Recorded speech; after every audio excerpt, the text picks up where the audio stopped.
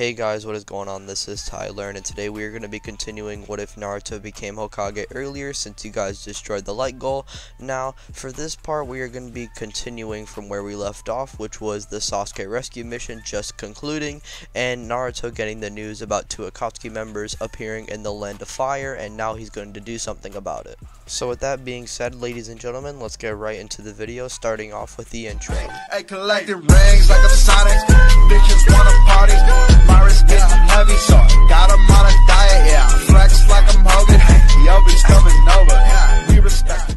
Now we start our story off with Kakuzu and Hidan, like in canon, wreaking havoc on the Land of Fire, wherever that place where Asuma learned that certain technique, and they're just causing a bunch of chaos and collecting bounties and collecting heads, and they're just slaughtering all the people. That is until Naruto, along with Asuma and Shikamaru and Kakashi, then arrive, and the four of them then decide to actually take on Kakuzu and Hidan.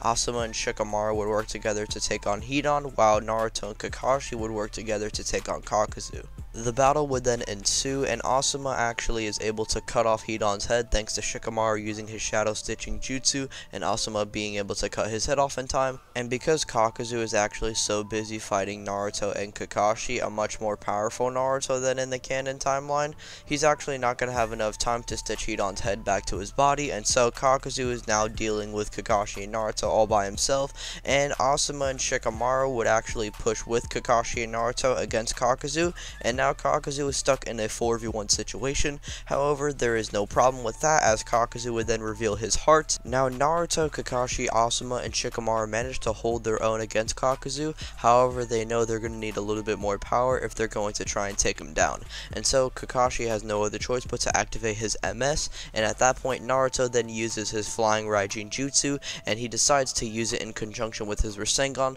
similar to what he did with Sasuke. Now, when Naruto uses his flying Raijin in conjunction with his Rasengan, he actually boosts his Rasengan this time using a wind-style Rasengan, which actually sends Kakuzu flying back, and at that point Kakashi then uses Kamui to then snipe the fire heart of Kakuzu, and so the fire heart is now sniped away, and now the group is one step closer into defeating Kakuzu. However, Kakuzu would then get enraged at that point, and Kakuzu would then say how this is not over, and he then launches a bunch of his tendrils at the group, which actually Kakashi, Shikamaru, and Naruto managed to dodge. However, Asuma actually isn't able to dodge it in time, and at that point Kakuzu then smiles, and he then decides to use a wind style enhanced water jutsu to then blast towards Asuma's way, and at that point Asuma barely takes the jutsu, but Kakuzu then smiles, and then the lightning heart would then come out of nowhere, blasting Asuma away, and at that point the water heart along with the lightning heart would work together and actually fry Asuma alive due to the water conducting the electricity that's constantly shocking Asuma, and so Asuma would then die to this,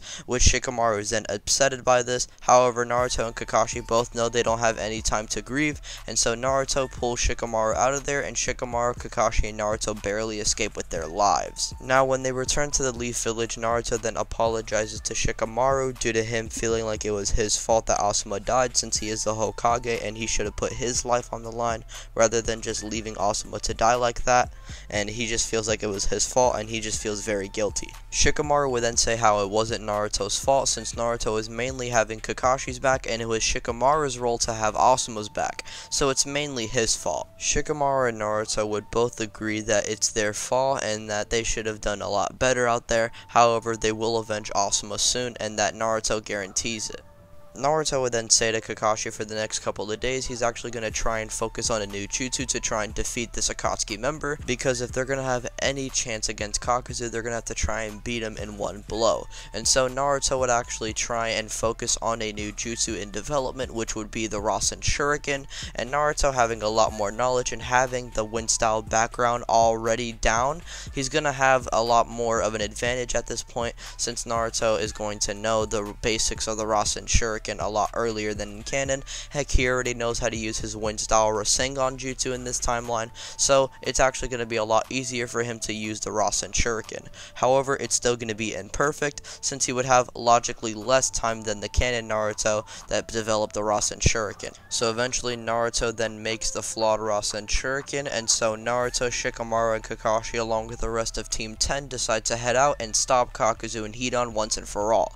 At that point, Kakuzu and Hidan are making making their way to the Leaf Village themselves, when all of a sudden they are then attacked by Shikamaru, and we all know what actually goes down during this plan. Kakuzu is actually caught off guard by Kakashi slamming a Raikiri into his chest, taking his blood. And in this timeline, Hidan would actually try and combat Kakashi, and Kakashi would seemingly be cut by Hidan, and Hidan would try and stab himself, when all of a sudden Kakuzu would then be brought to his knees. They actually do this plan a lot earlier because Shikamaru knows that Kakuzu is the one who killed Asuma, so he wants to make him suffer as fast as possible, along with ensuring his death, since it's going to be a lot easier to kill Kakuzu than it is going to be Hidan. At that point, Naruto would then perform his Rasen Shuriken, and due to Kakuzu being weakened at this point, he's not going to have any time to dodge or even try and react. And so Naruto then slams the Rasen Shuriken to Kakuzu, and at that point Kakuzu is then killed, and Hidan, being surrounded by multiple ninja that outclass him, Shikamaru just uses his Shadow Stitching Jutsu as Kakashi then slices his head off, similar to what Asuma did. At that point, the team then buries Hidan's head, which Hidan would then just starve to death, and that would wrap up the Kakuzu arc. Now, as this goes down, Sasuke would have his arc go down, which he would just kill Orochimaru and absorb him, still fight Deidara, and he would still undergo his fight with Itachi, and as that goes down, Jiraiya would still fight Pain and still die to him. When they get the news about Jiraiya's death, Naruto gets hit by it pretty hard, and Naruto actually leaves the village, putting Tsunade under a charge. Naruto still learns Sage Mode, and at that point he then uses the summoning jutsu to summon himself back to the Leaf Village, and he would see the Leaf Village completely destroyed. At that point he would see the Asura Path trying to knock out Tsunade, however Naruto would just punch it away with one punch, and Tsunade would smile and she would then say, "Huh, the 6th Hokage. Glad you came." Naruto would then say, "Sorry I didn't arrive sooner. Where's Kakashi?" Tsunade would then say, "I'm sorry, but..." Naruto then closes his eyes. "I understand. He killed my sensei and my master." He would then scream out to Pain, "I won't forgive you for this." At that point, Naruto versus Pain would then occur, and Hinata would still come down, confessing her love to Naruto, and Naruto would still go into his six-tailed state and combat Pain. And like in canon, he would be stuck inside the planetary devastation, where he would actually meet with Minato, and Minato, seeing his son all grown up, or basically all grown up because he's an Hokage now, and it just brings tears to his eyes, and he hugs Naruto out, and Naruto hugs him. But as they're hugging each other, Naruto would still punch him in the stomach for what he did, which is basically sealing the 9 tails inside of him and ruining most of his life. Naruto would still be released from the planetary devastation, and Naruto and Pain would still have their last scuffle, which would lead into Naruto winning.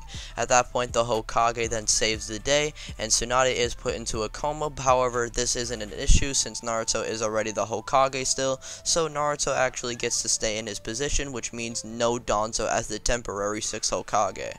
Now, a Kage Summit would still be formed due to Sasuke actually attacking Killer Bee, and Naruto, not being aware of this at first, is actually shocked about it, and he would still meet with the rest of the Kage, and I feel like his bodyguards would be Shikamaru and Kakashi. Now, when Naruto actually arrives to the 5 Kage Summit, him and A would be arguing about Sasuke and whether or not he should be killed or be considered a criminal, and when all of a sudden Sasuke then invades the 5 Kage Summit, and Naruto and A quickly head out to where Sasuke is, after Zetsu then announces that Sasuke has actually arrived. When Naruto and Sasuke meet face to face, the Raikage would intercept the two of them, and he would then say, "No, Hokage, this one's mine." He would then activate his V1 cloak, and he would charge towards Sasuke. At that point, Naruto would then activate his Sage Mode and would pursue after the Raikage, outspeeding him and actually kicking him back. At that point, Naruto would then say, "No, I'll deal with him." Naruto then turns to Sasuke, and Sasuke then activates his Susanoo. Susanoo Sasuke versus Sage Mode would then ensue, with Naruto utilizing the Rasen Shuriken while Sasuke uses his Indra's arrow. So yeah, both of these attacks would then clash with each other, which would make a big ass boom in the room, which sends Sasuke and Naruto and even the Raikage flying back. And the Raikage, along with his other assistants, along with Kakashi and Shikamaru, they would pretty much handle Team Taka with little difficulty, and the Raikage versus Sasuke would then happen right after Naruto and Sasuke have that big ass boom, because Naruto Naruto is actually pushed back pretty badly by this. Now eventually, after the Raikage is about to use his final attack, Naruto, rather than Gaara, intercepts the attack, and Naruto quickly pushes the Raikage to the side and tells the Raikage to please bug off, or else he's going to have no other choice but to fight him. The Raikage would then smirk and he would then say, "That's fine by me, Hokage. I don't mind catching two bodies." He would then charge towards Naruto with his full power V2 cloak, and Naruto would just easily be able to dodge it in Sage mode. At that point, Sasuke uses his time to then escape, and Sasuke would be suddenly met by Danzo, who has actually been waiting outside the summit for Sasuke so he can actually collect his eyes and at that point kill Naruto. So Sasuke versus Danzo would then happen as per normal, and rather than Sakura trying to kill Sasuke and all that stuff happening, we would just get Naruto and Kakashi meeting with Sasuke, but Sasuke would already be leaving with Tobi, and at that point Sasuke turns around and says to Naruto, "This isn't over yet." At that point, Sasuke and Tobi then leave the summit, and that would conclude the 5 Kage Summit saga. Along with that, this would conclude part 2 of What If Naruto Became Hokage Earlier. That is where we're going to be leaving things for right now, guys. What did you guys think of this part? Did you guys like it? Did you guys hate it? Let me know down in the comment section below, along with share it with your friends. Consider hitting the subscribe and notification bell. That way you're notified and updated every time I upload. And with that being said, be sure to join the Discord. That way you can interact with me and other YouTube content creators such as AnimeX, Anime Villain, etc. Along with following me on Twitter so you can get them good old memes and actual sneak peeks of future thumbnails and future videos. Now, everyone, I hope you guys have a good day, and I'm gonna get up out of here. Peace out. Thank you guys for watching.